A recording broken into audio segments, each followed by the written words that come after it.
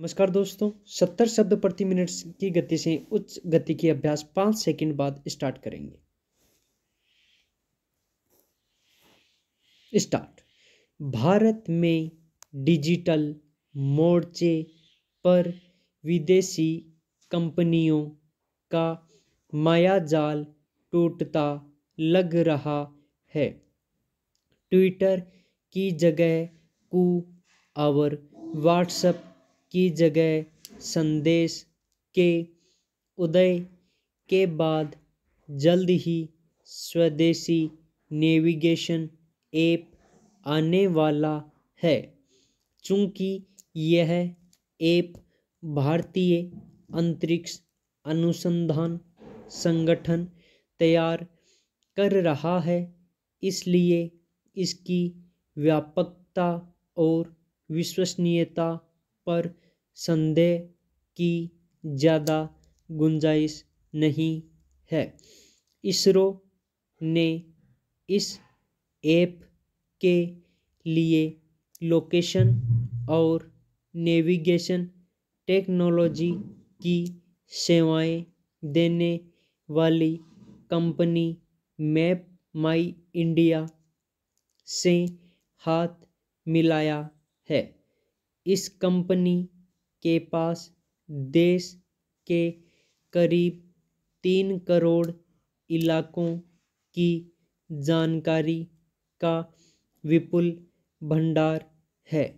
यह 7.5 लाख गाँव, 7,500 शहरों, 63 लाख किलोमीटर सड़क नेटवर्क को कवर करती है, यानी देश के विभिन्न इलाकों के नक्शों और रास्तों की जानकारी के लिए अब भारतीय को गूगल मैप या गूगल अर्थ पर निर्भर नहीं रहना पड़ेगा।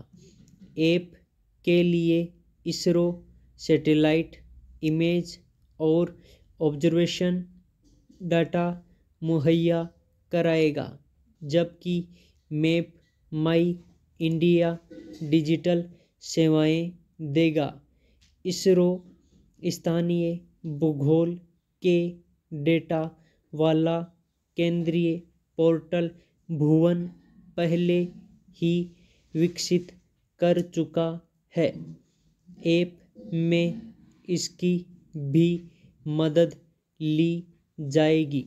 भुवन को गूगल अर्थ का भारतीय अवतार माना जाता है।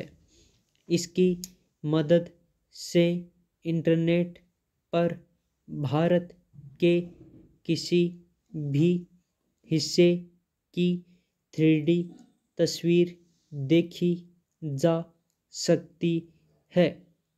स्वदेशी नेविगेशन ऐप प्रधानमंत्री नरेंद्र मोदी के आत्मनिर्भर भारत अभियान में मील का पत्थर साबित होगा। गूगल के नक्शों को लेकर समय समय पर विवाद उठते रहे हैं। स्वदेशी ऐप आने के बाद उनसे भी छुटकारा मिलेगा। स्वदेशी ऐप गूगल मैप से कई मायनों में खास होगा। इसमें देश की एकता, अखंडता का ध्यान रखते हुए भारत सरकार के दिशा निर्देशों के आधार पर सीमावर्ती इलाकों को दर्शाया जाएगा। ऐप मुक्त होगा। इसे विज्ञापन से मुक्त रखा जाएगा। अंतरिक्ष में बेशुमार कामयाब अभियानों के बाद इसरो इस ऐप के जरिए डिजिटल क्षेत्र में देश का गौरव बढ़ाने की तैयारी में है। इसी के साथ वह अंतरिक्ष में नई छलांग की भी तैयारियां कर रहा है। इसी महीने के आखिर में वह PSLV मिशन के तहत 2 निजी कंपनियों के उपग्रह लॉन्च करने वाला है। हाल ही उसने बेंगलुरु के UR राव सैटेलाइट केंद्र में भारतीय स्टार्टअप के दोनों उपग्रहों का परीक्षण किया। यह पहला मौका है जब इसरो ने अपना सैटेलाइट केंद्र निजी कंपनियों के लिए खोला है। एक दौर था जब अपने अंतरिक्ष अभियान के लिए इसरो ने अमेरिका से तकनीकी मदद मांगी थी और अमेरिका ने अंगूठा दिखा दिया था। उस इनकार ने इसरो को स्वदेशी रूप से बुलंद होने की प्रेरणा दी।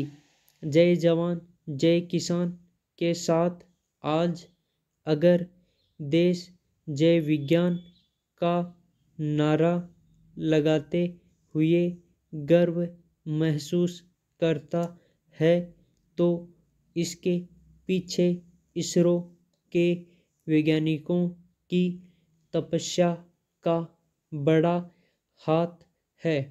इन वैज्ञानिकों को सरकार की तरफ से हर संभव सहायता, सुविधाएं और जनता की तरफ से भरपूर समर्थन मिलना चाहिए। स्टॉप। लगातार अच्छी डिक्टेशन पाने के लिए आप हमारे चैनल के साथ जुड़े रहिए।